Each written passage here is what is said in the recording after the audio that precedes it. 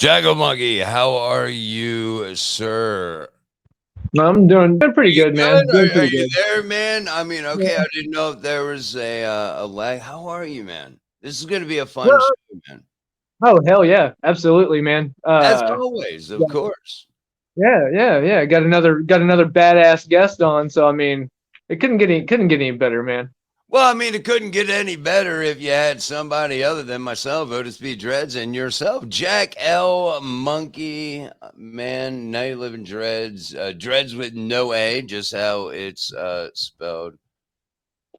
I'm not really good with this whole camera thing. You see that? Like right there, maybe. Right there, right in there somewhere. I am hopped up on caffeine and my meds. This is gonna be a fun show. Fun show. I'm really happy with this one. And here's the reason why. Because we are diving into each week, we get a little deeper and deeper into the indie horror film scene. And we are talking to more and more people in different aspects of it. And I absolutely fucking love it. Before we get into that, Night Living Dreds, of course, Dreds with no A.com is where you can check this episode out, the audio version that is, and as well as YouTube, our YouTube channel. We're almost to 100 because we're big time. We're big time.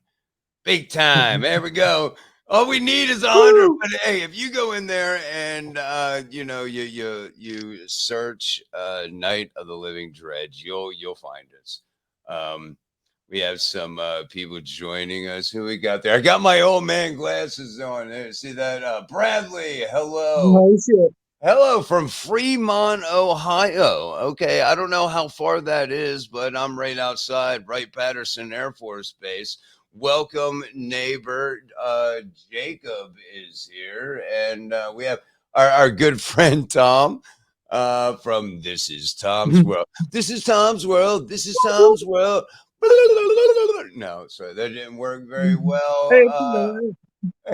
Helbert is here. Thank you. And welcome. So we're going to be talking, okay, some indie horror, and our guest is. We have. I know.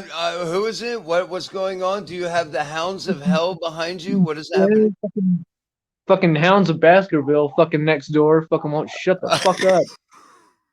This is an 18 and older show. That's right. You may not like some of the language. That's because you should be 18 and older. Be careful what you listen to.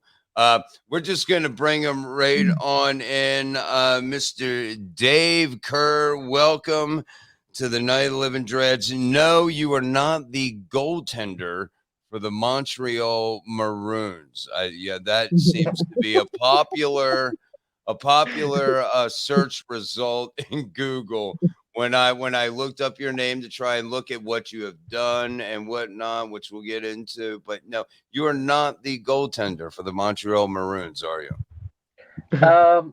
You never know. I mean, yeah. I've got a lot.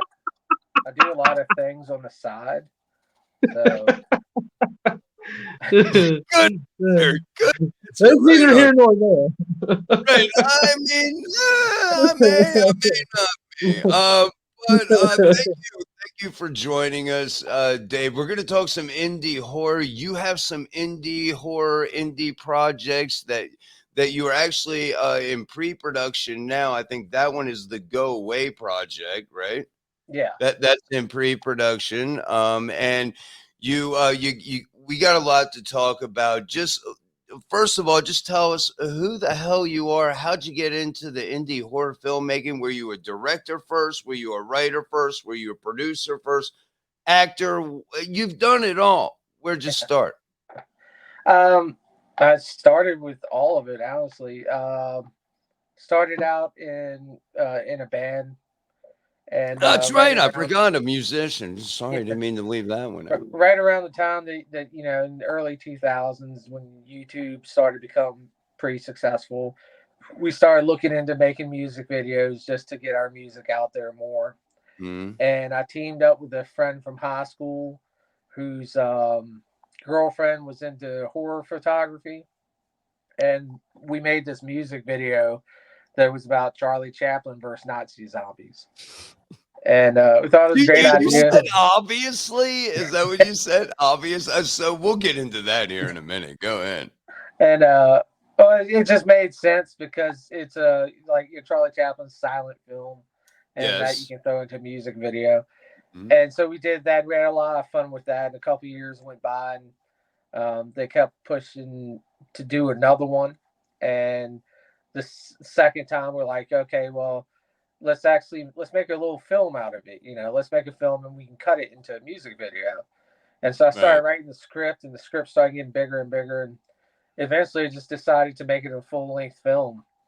And we did a small crowdfunder, and I mean we only raised like $1,500, but we raised that I mean, amount. that was probably enough to at least get a short out of it. I mean, did you were you aiming full, length film, or were you aiming for a short film? No, well, originally when we were originally going to do it, I was aiming for a short film, but Right. when we went into it, when we It turned crowdfunded, into something we bigger. knew we were going to do a full length film. Mm. And I started Googling and researching all the stuff about filmmaking. I tried to find a cameraman, but uh, we don't have any much experience in filmmaking. I didn't have a lot of contacts or anything, so I couldn't find anyone to do the camera work. So I kind of took a little crash course in cinematography, and This is I did the awesome. camera. I did the camera. I wrote the script. I directed it. I produced it along with my wife and a couple friends, and it was just a really, really low budget film called Curse of the Slasher Nurse. And it was I just love a I love the name, but I mean, I'm so glad that you brought this up because I was like, man, that's a great name. And then I start looking more in your IMDb. I'm like, Return And of the Slasher if I'm not Nun? mistaken, people pirated the hell out of that movie too, didn't they? yeah, they still are. Which the good thing is now I actually there's a company called We Something Movies. We Cover Movies or something. They Mhm. have like distribution rights to it now. So now anytime I see someone like pirating it, I just like tell them and they go after them. Because it Oh, used to be that's me. awesome. Yeah, I used to have to do it. It's a pain in the ass sending a cease and Right. desist letter. But now I Right. send them. Yeah, I mean, you gotta make some money off Yeah, of, yeah. that time and effort that you put into that. So, I mean, we got I have the bloody summer camp. I got a trailer. I don't know how many trailers are out. I do have one Yeah. that we can play when we get to that. But that's the thing. There's a lot of hard work that goes into and I love the story. And Jackal Monkey, once I say this, I'm gonna hand it over to you because you are Jackal Monkey, a first time filmmaker. I'm involved with you. And that's why I love talking this because you said, it's like, look, I just grabbed the camera. We didn't have a sound guy. We didn't have a cameraman. We didn't have shit. I had to produce it. I had to write it. I had to direct it. I had to do everything, but I wanted to do this. Yep. And that I think, man, that is I think very, very inspirational. Jackal Monkey, I'm gonna give you the floor right now, sir. Oh yeah, absolutely. And hearing that, like, did you do the cinematography in Bloody Summer Camp? Oh no. See, see that's the thing with first one. I didn't have actors. I had friends. I didn't have producers. I had friends. I didn't have cinematographer, sound guy. I had me. You know, I kind of had to do everything. But once I had a film out, once people saw, shit, he actually made a full length film. Well, Right. then I had people actually reaching out to me saying, when I started doing the second one, I had people reaching out to me because they knew that I was serious and that I actually, finished what I started. And I brought on, I Right. met Owen Young, who's my cinematographer. He came on for Return of the Slasher Nurse, and then he did Bloody Summer Camp, and then he did Go Away. Awesome. Awesome. Yeah, 'cause You, the even like the work that I've seen in the trailer for Bloody Summer Camp is freaking amazing. Like I cannot wait to see this one. But Yeah. you said you worked in Return of the Slasher Nurse as well. So yeah, none, in your first none, right? was Is it it none or you? nurse? Nurse. What? Yes, Nurse. No, none would have been Yes. great. Yeah, Yeah. was it you that did the? I'm assuming were you the effects guy in the first film as well? No, see, that was my collaboration with my friend and his girlfriend who was in horror photography. She played, Ah, yeah, she played the nurse in the first two, and she also did the special effects in Curse. And her, along with my wife, did the effects in Return, and then my wife did the effects in Bloody Summer Camp and Go Away. nice. Hell yeah, that's awesome, dude. But yeah, we're big. Yeah, We're big into practical effects, and every death we try to make creative. We try to make it you know entertaining. Well, that well, seems to for be sure. the common thread that we get, with guests on, whether it be indie or not. They always seem to like the practical effects over any kind of CGI. It speaks volumes on the creativity for one of the people making the film versus pushing a button and doing this. Because you notice when you push buttons, you make mistakes. Just like I promoted, I put in the description Curse of the Nun. Everybody's going to be looking for Curse of the Nun. They're not going to be looking for Curse of the Nurse. They aren't. Yeah, Well, Curse of the fucking Slaughter or Slasher Nun. Well, I mean, that could be a movie. yeah. It just didn't come out. It didn't come out in 2017. That's the only thing. If it ain't out yet, I'm sure it will be. All right.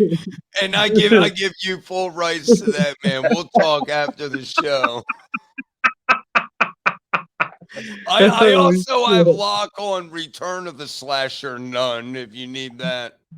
God damn. Let's talk a little bit about Bloody Summer Camp.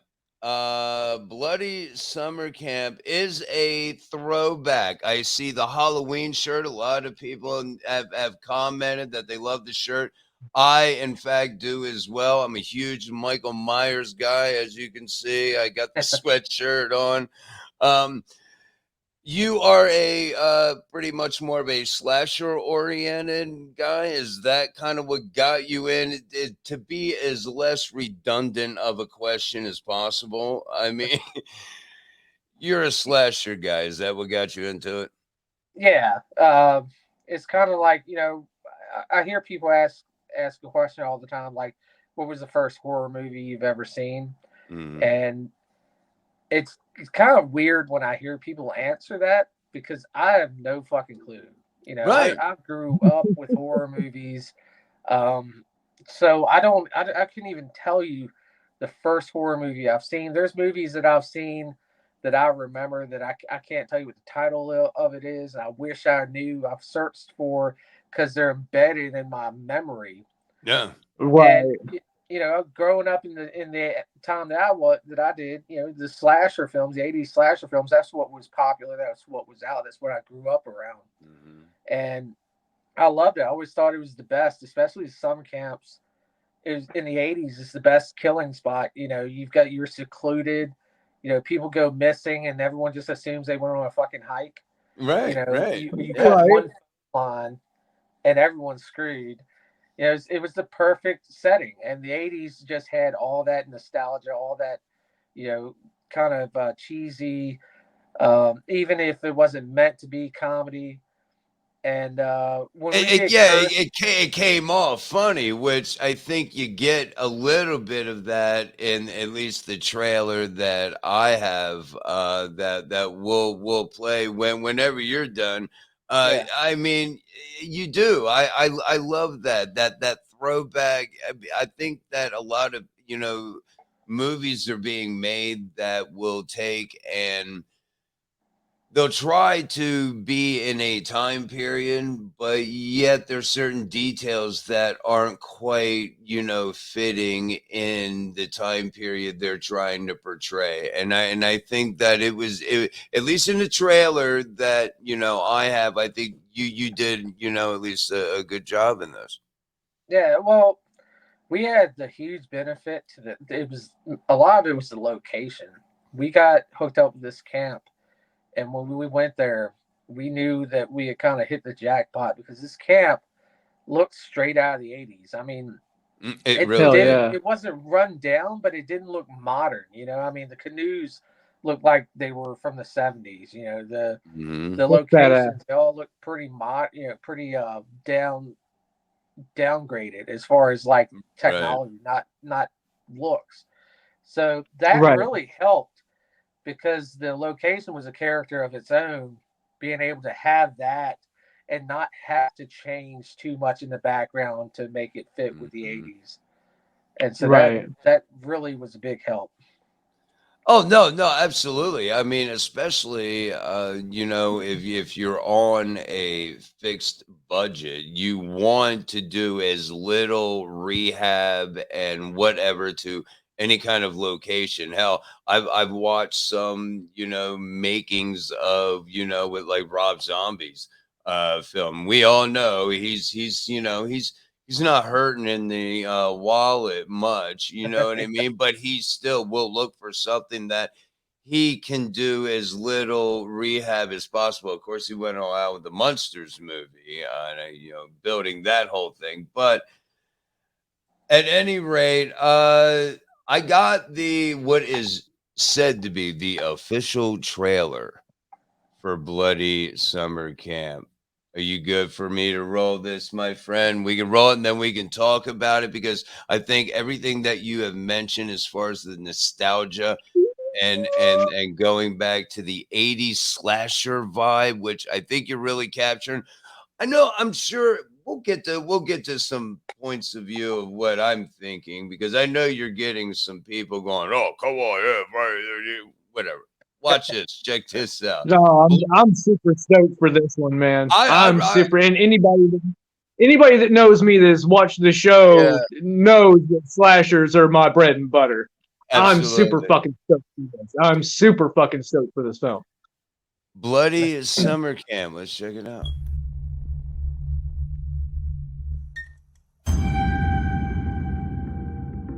He hasn't been gone that long. You got a fucking kid in a wheelchair that just Houdini'd out of your camp, and you don't find that strange? Hey, do you guys still tell the kids that creepy camp legend? Legend? What legend? Some time ago, there was a boy here named Mikey, and he used to get in trouble for spying on all the girl counselors. So one day, he was spying on 2 counselors having sex. So they decided to teach him a lesson.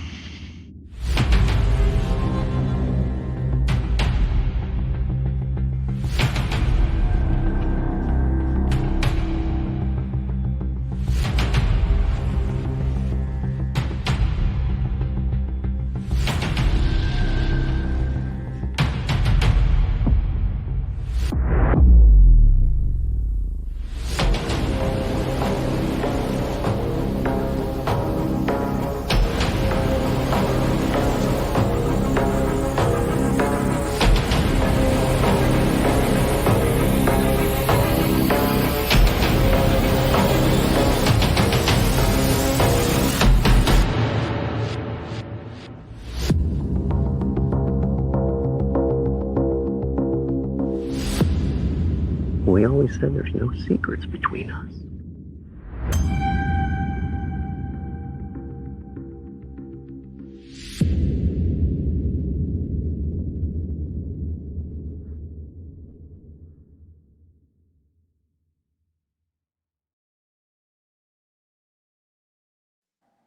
That was awesome. That was awesome. There's not too many films that I'm excited about. This is one, and then one that I have given a lot of praise to. Just going by the trailer, and I think we're gonna have one of the actresses on from this movie, The House That Eats Blood. Is that what it is? Eats Flesh.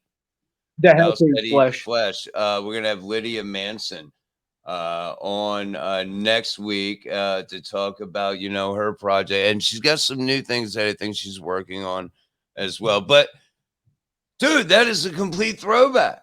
I mean, are you're wearing the Halloween shirt? Are you more of a Myers? Because it's funny, you know, it's a guy named Mikey, right? And or are you a Friday the 13th, a Jason guy? What are you more on what side of the fence are you on? So I'm Team Myers. Yeah. But like I say, summer camps I always thought was the best location for a horror film. If they ever made Michael Myers at a summer camp, it might be the greatest film ever made. But you know, I love Jason. I love Friday the 13th. I love The Burning. But for me, I feel like Halloween just kind of started it all, and you know, just it's always been my favorite. And another big one that I really love is My Bloody Valentine. Yes. I love that movie. That's actually one of my wife's favorites. My Bloody Valentine, the original, of course, going back. I was super stoked the other day at Target. I actually found the little Toonie Terrors action figure of the miner. I was like, oh, that's fucking awesome.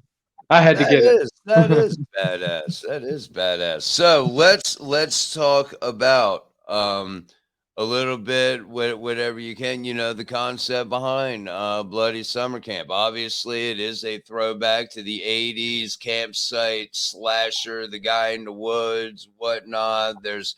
There's a child that's, you know, a lot of people's going to be like, oh, come on, it's a direct rip off of Friday the 13th. And, you know, people can say whatever they want, but it's still more original than the shit I'm seeing coming out of, you know, corporate Hollywood, if you ask me. What was your, you know, the whole inspiration and, you know, in making Bloody Summer Camp? Well, and yeah, Bloody Summer Camp was never meant to be 100% original idea. For one thing, it's kind of impossible to do. I mean, it's not impossible, but you know, coming up with original ideas now it's very hard. Yeah, and I've made that same statement numerous times. Yeah. With Bloody Summer Camp, we weren't trying to be, you know, like original. We wanted to make a summer camp 80s slasher, and so of course you have to take references and notes from other 80s horror films if you're going to make something that is a homage to it. Sure. And so the idea behind Bloody Summer Camp is that I just kind of got tired of the remakes. You know, everyone loves Jason, everyone loves, you know, Halloween, but you know, you love the 80s versions of those, but it seems like every time they want to make a remake, it seems like they kind of fuck it up. And one of the things I always thought Texas Chainsaw is the time. You know, they always take the movie and bring it to present time. And when you take Michael or Jason out of the 80s, you're all automatically just kind of killing half of the vibe of the film. So we wanted to come up with a new slasher that had all the feel of the other slashers that you love, but it wasn't a remake. It was a new story, but it took place during the time frame of the slashers that you love, The Burning, Friday the 13th, Sleepaway Camp. So we took a lot of inspiration from those films to try and create something that's like that, but is a new story that has its own, you know, its own narration to it, its own, you know, concept. Is there going to be a dick with a dick in this movie? I mean, Felicia Rose is in it. I mean, so Yeah, Felissa, that was one of the things that we promised in our first crowdfunder was, we were trying to reach our goal. We did an all or nothing, which most crowdfunders nowadays are flex goals, which means that even if you don't hit your budget, you'll still get the money and still be able to do it. But we knew that with the camp, that unless we hit a certain amount of money, we weren't even going to be able to do the movie. So we did an all or nothing. And one of the things that we promised was if we reach our goal of $10,000, then we would bring on a 80s horror celebrity to bring into the film as another, like I said, another nod to the 80s horror. And once we reached our goal, to me, Felissa Rose was like the obvious choice because, she is Sleepaway Camp. She's like one of the most recognizable faces in 80s horror films. And so we brought her on, and like I said, it was another nod to the 80s films. It was another little, not Easter egg, but like I said, a little nod to other 80s films. And this film, like I said, it's similar to a lot of movies. You're gonna feel a little bit of everything when you watch it. Kind of like with Friday the 13th, it takes place on the first day of camp. It's not originally my concept was to have it take place on the last day of camp, but because of the budget and everything, we didn't want to include kids and everything into the film. It's going to be difficult. Right. So we did it kind of like Friday the 13th. We did it on the first day of camp when all the counselors are there, getting the camp ready for the new year. But then and then kind of like Friday the 13th and like Sleepaway Camp, it's a whodunit. You don't know who the killer is. Right. It's not like, Devilface is the killer, but you don't know who Devilface is. And so, it's a whodunit type film, like I said, like Friday the 13th or like Scream. Yeah, even Scream. Yeah, like one of those films where could it be one of the counselors? Could it be one of the the camp director? Could it be the sheriff? You don't know who it is. The original Friday the 13th tried to add that element to it with the whole snake scene. The old dude, he's grabbing the machete and he kills it and he has that look in his eye. And you wonder, is this the guy running around killing motherfuckers? Go ahead. The difference between, of course, those films is, those films were like POV kills. They didn't show the killer. Right. But once again, when you go towards like the Mobley Valentine or Halloween or Jason, you actually have a masked killer who is killing people, but you don't know who it is until the end. But like I said, it takes a lot from the 80s slashers, but with love. Like I said, it's something that I, as a horror fan, wanted. I wanted another 80s slasher that was, that was their original concept and not another remake, but took place during the 80s, so you still had that feel of what you loved in the original 80s films. Mm-hmm. Well, what are your would you ever do a fan film? And if so, what would be the fan film about? What franchise would you go with? I probably wouldn't do a fan film. I mean, I wouldn't be against doing one, obviously, but I probably won't ever do one just because we've got so many. There are a lot out there, yeah. Yeah, well, we have so many script ideas already that we're putting out original content too much to do even focus otherwise. Yeah, right. But if I were to do one, I fucking love this guy, man.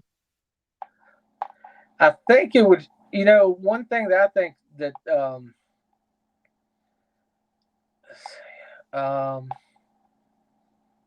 I try to go for something that's not being made. I'd go for something obscure like a Slaughter High. That's interesting because here's my thing. You hear a lot of people anytime somebody does a fan film, you know, it's always with one of the major horror franchises, your Friday the 13th, your Halloween, your Texas Chainsaw Massacre, your Chucky's, all of those. Right. How come nobody's doing a fan film of, you know, Psycho or The Birds or I mean one of these classics, you know, and I'm not talking about classic monsters because I think we have enough of those, you know, remakes through, you know, Universal Hammer and all of those. You know, just a fan film of doing, you know, like a classic fucking film. Yeah, I'm very surprised at kind of the limited reach that fan films are doing right now. Yeah. Like I was amazed and I was excited when was it Butcher's Bluff, the My Blade Valentine fan film. Yeah. I was like, oh hell yeah, you know, finally, you know, something different. And even you got the Texas Chainsaw one. Is like, okay, cool, because it was like all Halloween. It was all Halloween. It was all Friday the 13th. Like, there's so many other films that you know people would love to see like a fan sequel to. You know, they're never going to get a real sequel, so a fan film is going to be the best chance they ever have to it. But yeah, like you said, it always seems like it's either, you know, Voorhees or Halloween. It's the big franchises. I mean, I would love to see, you know, a fan film because I was always a huge Psycho fan. I loved Psycho. I think Psycho 3 was one of the ones that really stuck out in my mind the most. Well, Psycho 2. And then I kind of worked backwards growing up because I seen, you know, just depending on the year, I seen this one first. And then I just love that whole story. It was, you know, possibly the guy next door, you know, which is probably what got me into, you know, serial killers and interested in things like that. Because it's that typical guy next door, you know, type, you know, deal. But I would love to see I mean, because I know we've seen it in some of the, you know, Psycho movies that's followed the original with, you know, showing the backstory of Norman and how he poisoned his mother with the tea. But I would like to see a fan film, a fresh look at that. You know, you can go along with the, you know, the story that's out there, but I think that would be cool personally. Well, and that is the beauty of fan films is you can acknowledge or not acknowledge whatever films you want. You know, there you go, could right. go straight off Psycho 2 and just ignore the third and fourth. You start wherever the hell you want to. Right. Maybe they'll start doing that. You know, I mean, it's. I would like to see it. I don't know.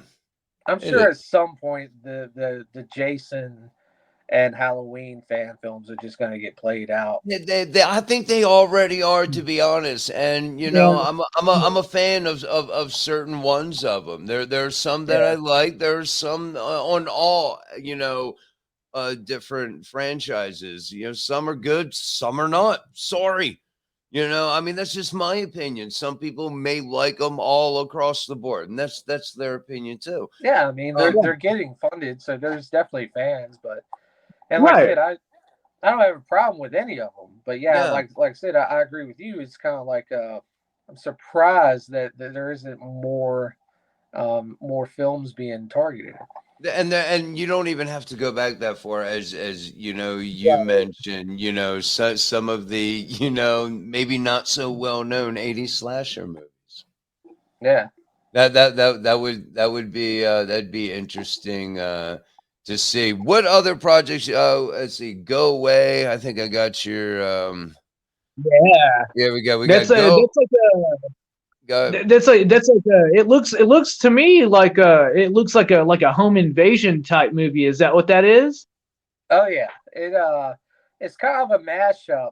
It was an idea that had floated around in my head for a couple of years, and it wasn't so much an actual idea. It was just kind of like a thought that I had, like, you know, what if old school horror was put up against new school horror, and the interesting. You know, so I wanted to choose, and I went with 80s slasher, of course, with the old school, And for the new school, yeah, I wanted to go with a genre of new age horror, and obviously one of them is intruders. There's so many intruder films out. There's Strangers, Right.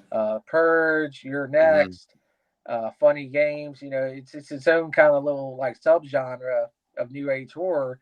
And so I wanted to kind of like do a mashup that put old school horror versus new school horror. And so this film is an intruder film. It's about a group of masked intruders who break into a house and put the dinner guests through all these fucked up games, and everything's pretty fucked up, and then it just gets worse from there when certain things happen and they realize that they're not the only dangerous thing in the house. And we got a hell of a cast for it. What's that? Oh, you said, oh shit. Yeah, we got a hell of a cast for it. We got Tom Matthews, who plays Tommy Jarvis. Nice, yeah. Yeah, he's playing Chuck. Fucking ass. Who's the host of the house. And then we've got Felissa Rose. We got her back. She plays one of the dinner guests. Felissa, not Felicia. Yeah, Felissa. And we got Tuesday Night, who's Chuck's wife. And our idea was to, since we have old school horror versus new school horror, we want to get some old school horror celebrities and some new school horror celebrities. So we got Tom, Felissa, and Tuesday. And then from the new age horror films, we have L.C. Holt, who played in You're Next. He played one of the intruders. We've had him on the show. Robert Great Mukes. Guy, yeah. Yeah, we got Robert Mukes, who played in House of a Thousand Corpses. And we just announced like a couple weeks ago that Justin Markson, who played the clown in Haunt, he's doing the nice. So we got 3 old school horror celebrities. And fuck yeah. I live right down the street from Chaney, who played the ghost in Haunt. Yeah. Yeah, I've met Damien Maffei quite a few times. I want to get Damien and That's what I was thinking you were about to. I thought you were about to drop his name. Who? Ooh. Either way, that's a badass fucking cast, man. Ooh. Yeah. Yeah, I'd love to meet Chaney too. I'd love to meet all of them. I've got all the Haunt masks, and slowly I'm gonna get every signature. Because I love that movie. Haunt's one of my favorites. Hell yeah. Haunt is a me too. It's a great movie, man. It's a fresh idea, and that's what I love about the indie horror scene, the indie film industry in a whole. That I think is where you get all the fresh ideas.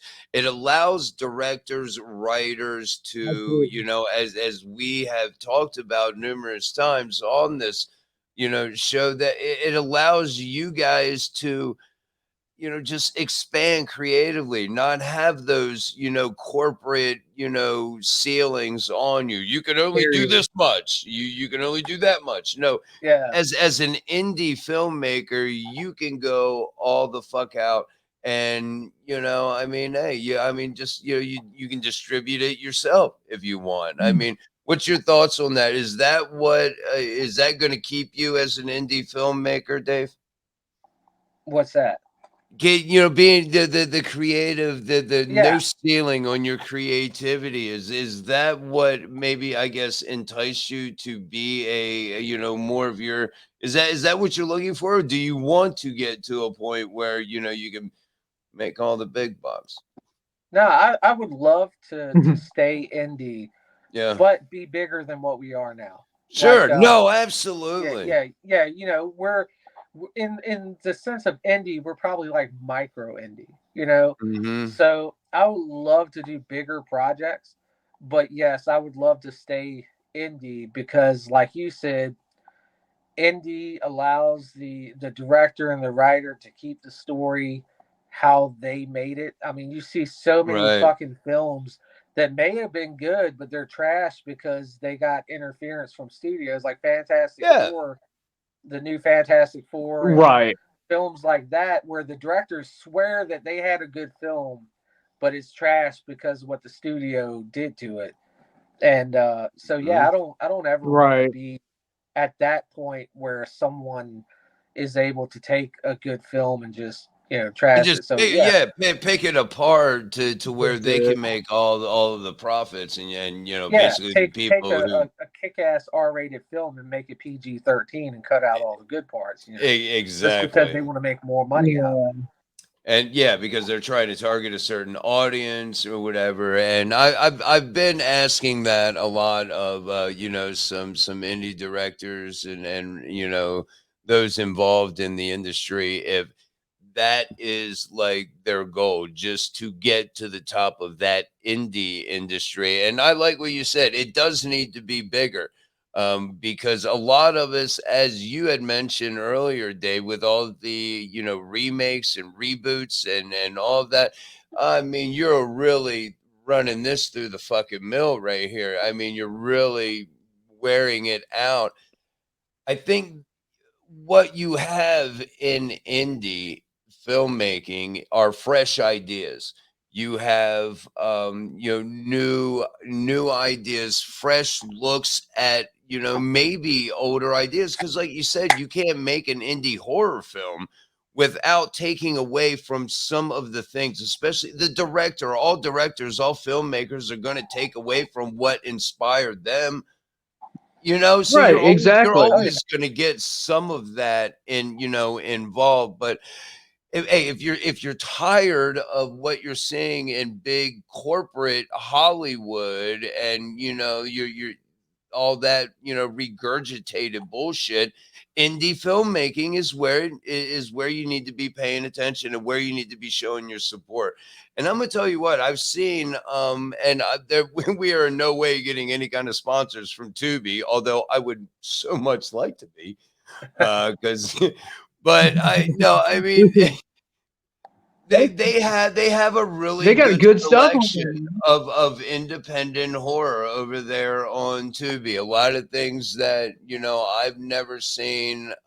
So I mean, it's horrible. I think it's trash for the most part. You mentioned Dave, real quick. You mentioned the whole always trying to modernize. All right, certain remakes and reboots. The first thing that pops into my head is the Chucky movie. Okay. Yeah. They took away the one thing, because I was never a fan of Chucky, but they took away the one thing that actually I thought was fucking compelling as hell.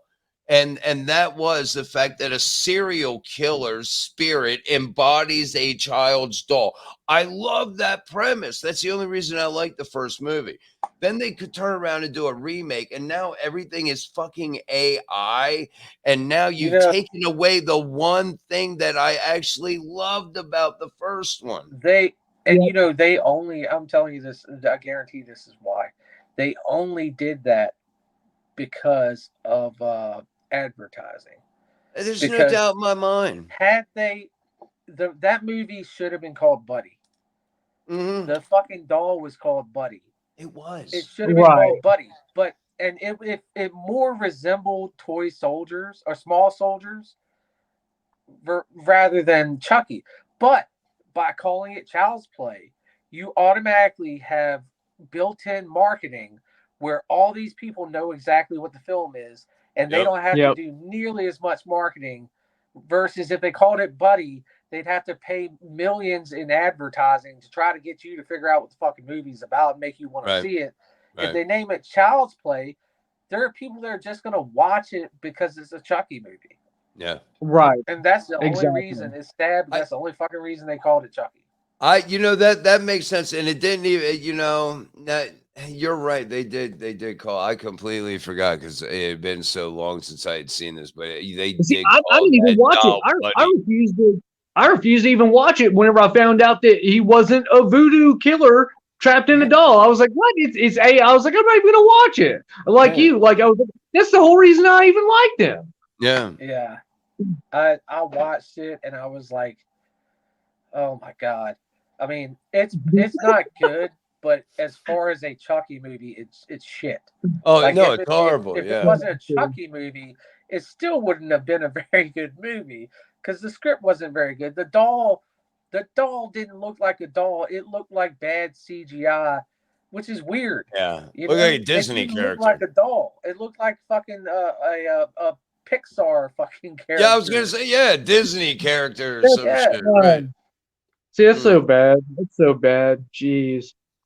See, and like again, like Otis said earlier, like that seems all the original ideas seem to come from independent artists, independent filmmakers, and like you were saying, and hell, I think even Edgar Allan Poe said it. Like, there's no fucking way that anyone can have an original idea. Like, and original ideas, especially nowadays, are fucking a million to fucking one. But I mean, everybody songwriting, script writing. Every day that passes is less of a chance that you're gonna be able to write something original because there's only so many variations of what can happen to someone that you can write about or sing about. Exactly. But like I've been wanting to go back to, that 80s summer camp and be scared fucking shitless again. And well, you got it, man. Bloody summer camp, bro. Exactly. That's what I'm saying. Without, the same fucking character being rehashed 8 million times, I get a new character in a familiar setting with a new story, something fresh, something new. And that's what I fucking love. Like, that's what gets me so excited about this movie.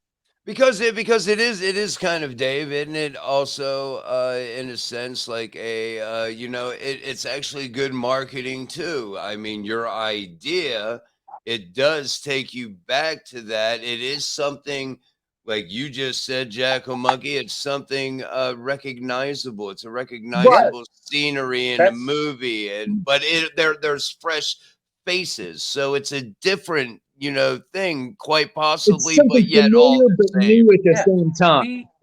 We have to do the same thing. We have to figure out how to market this film without you seeing it very much. We of course we have a harder job because we don't have millions of dollars to drop in marketing. Absolutely. Right.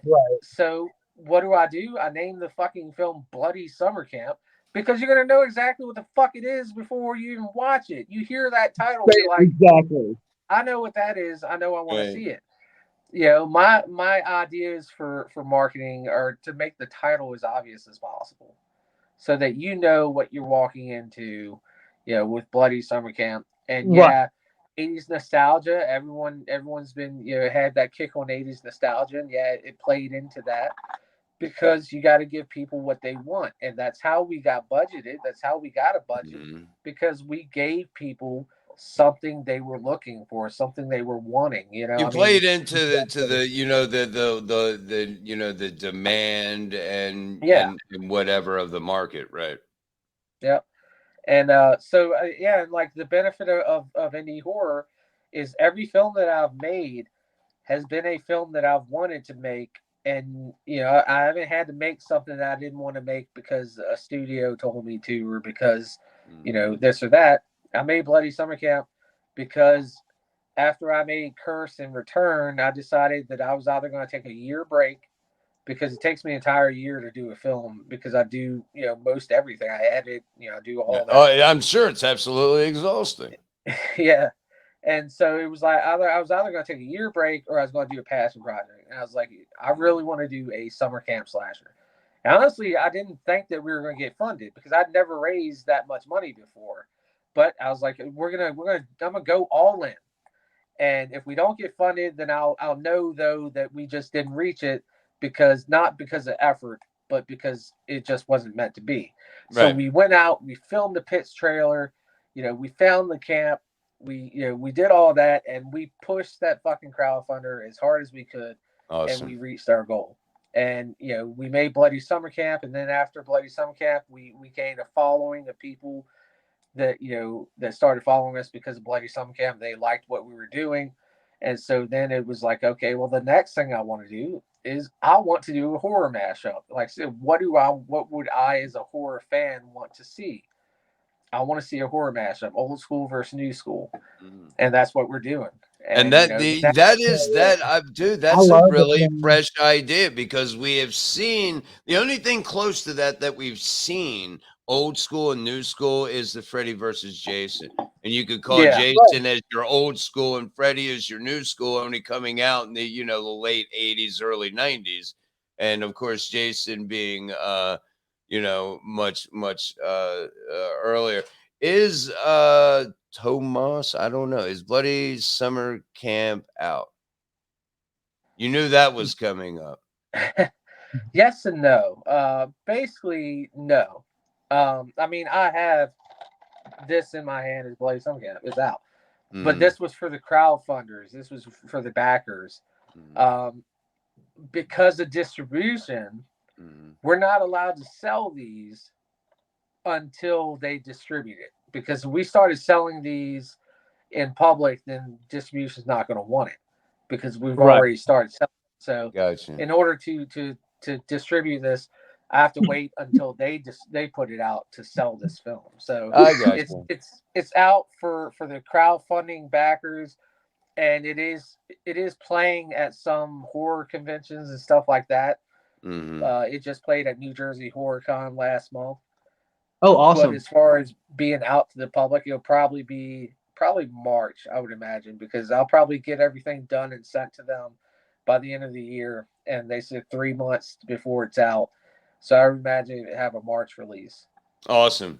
Also from, I don't even know if I'm pronouncing, is that Tomas? I don't know. I don't know. But I'm guessing yeah, I know, that's what I'm thinking. Instead of doing remakes of great horror movies and fucking it up, they should take from real life true crime. Those stories of what really happened are informative and entertaining. What do you think about that, Dave? Are you a big true crime kind of person? And would you ever make a movie about a particular serial killer, true crime event, and not necessarily a serial killer? Definitely. Yeah, I guarantee you, everyone knows all the big names like Dahmer and Sure. Gacy and shit like that. I guarantee you some of the more entertaining and interesting ones are ones that we probably don't even know about. I agree 1,000%. Oh yeah, for sure. Some cases that are just more disbelieving than actual fiction. There's some, I guarantee there's plenty of stuff in real life that you can make a movie about. Anything other than just constant remake. I'm not against remakes, just maybe lay off of it a little bit, Well, right. And if you're gonna do one, I guess do it right. Don't give me a damn animated fucking doll. And I kind of have the same philosophy as Rob Zombie, even though I think he kind of contradicted himself. Was if you're gonna do a remake a shitty movie. Don't remake a film that was already fucking good, which he did with Halloween. So I don't really know why he did it. Yeah, that is one of the big things. A lot of people give him shit on is like, why would you do that if don't remake an already good movie? That's kind of what he said about the reason he calls the Psycho remake like one of the worst films of all, because he basically said, well, if it's already a masterpiece, why remake it? Interesting. So he did contradict himself. There you go. Hey, people aren't going to believe this because people that know me know I'm a huge Rob Zombie fan. But yes, no, you heard it right here. Yeah, we called him out. He contradicted his fucking self. If you think about it, think about films that you've seen. It's like, man, it had a good concept, but it just didn't fucking land. It kind of sucked. Right. We just had like that little bit or that little bit. Right. No, I see tons of movies like that. That's a great point. And it is Thomas. I was corrected in the chat. It is Thomas. He also says, if you remake a classic, it's an uphill battle, and it really is. I think in the eyes of the viewing audience, everybody is going to ultimately compare it to the original. it is so hard for people to just look at something for what it is instead of always having to compare it. Because I think if you compare it to the original, in most cases, when we're talking about horror classics, most of the time it's not going to compare to the original. So you're already shitting all over it before you've even given it a chance. It's an uphill battle for anything that has a fan base. Even True. like video games, anything like that. If you remake Mm-hmm. or make something based off something that people love, you can automatically guarantee that at least 30% of the people are gonna fucking hate you for even touching it. Right. Right. It's a guaranteed. Here's Thomas. Let's say take a bad movie and make it better. Example: Silent Night, Bloody Night. Come on now, I kind of like that, man.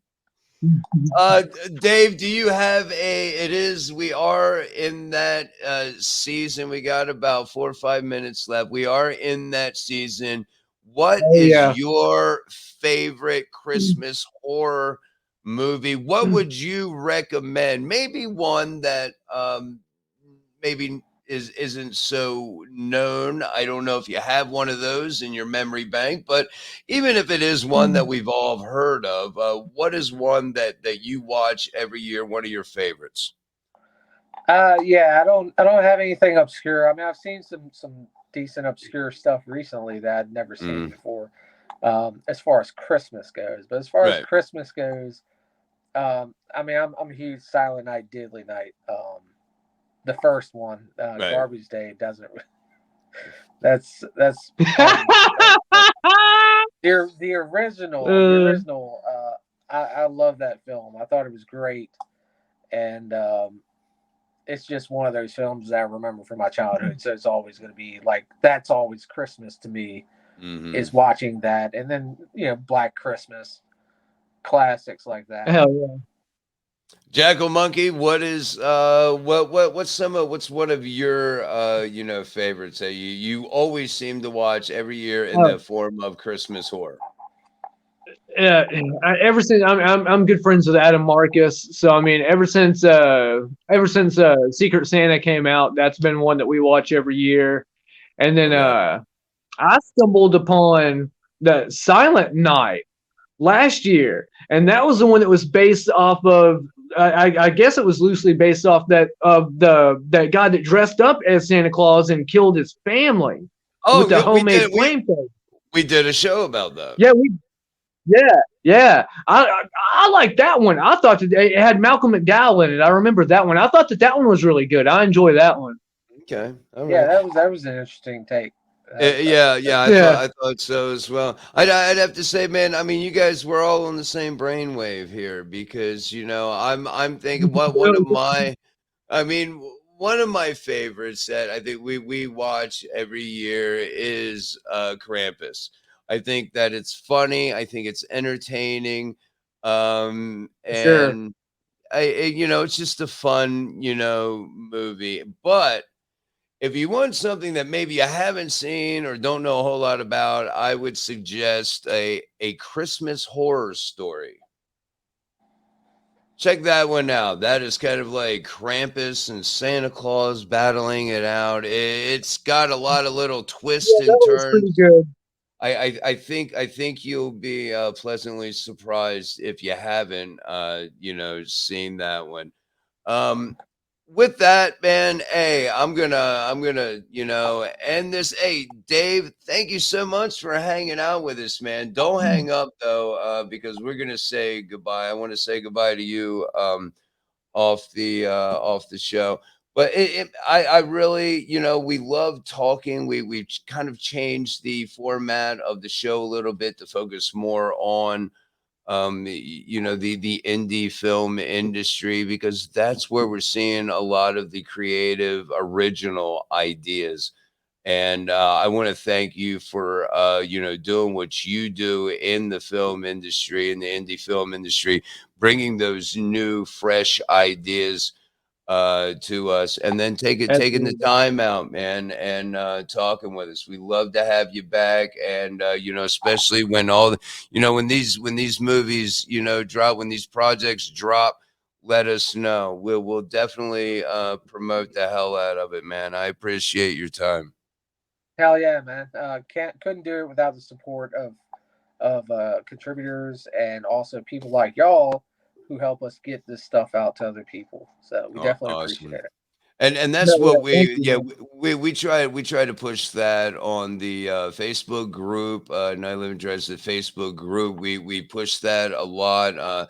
Try to, you know, if we come across where me and Jack Monkeys both you know, members of different indie filmmaker groups on Facebook, and we see an Indiegogo campaign or something that you know, needs support, we definitely throw it out there. And please let us know, you know, what, you know, if you come up with any new trailers, whatever, you just let us know, my friend. We appreciate your time. But again, yeah, just don't go nowhere. Yeah, you can pick your nose or whatever once I hit this button, because nobody will be able to see. I'll be able to see you, and I may tell everyone, hey, Dave's back here picking his fucking nose. But no, hang on, Dave. Thank you again, sir. All right, that was fun, man. What a great guy. And you know, I mean, it's always nice, man. I'm loving it more and more, talking about the indie, you know, industry as a whole, and more specifically the horror industry, because that's where you are, my friend. That's where we are. You've been, you know, incorporated you know, me into this, and you've got a script going, and it's an exciting time, and almost done, almost done, man. Almost done. I want to thank everyone, you know, for joining us in the chat, and again, of course, I want to thank Dave. Thanks everybody. Thank you. My clown brother Chaos is in here. I saw him a minute ago. Yes, he was. And you know, we get most of our people are recovering from a long weekend, so you know, we get most of our our views on the replay, which will be over there on our YouTube channel, and then the audio version will be over there at nightofthelivingdreds.com, and you can also check all of those episodes out on Spotify and Stitcher. So hey man, with that, I'm going to bid you all a farewell, and Jagger I'll talk to you soon. Again, thank you, Dave. I'm gonna talk to him just in a minute, and have a good week, guys.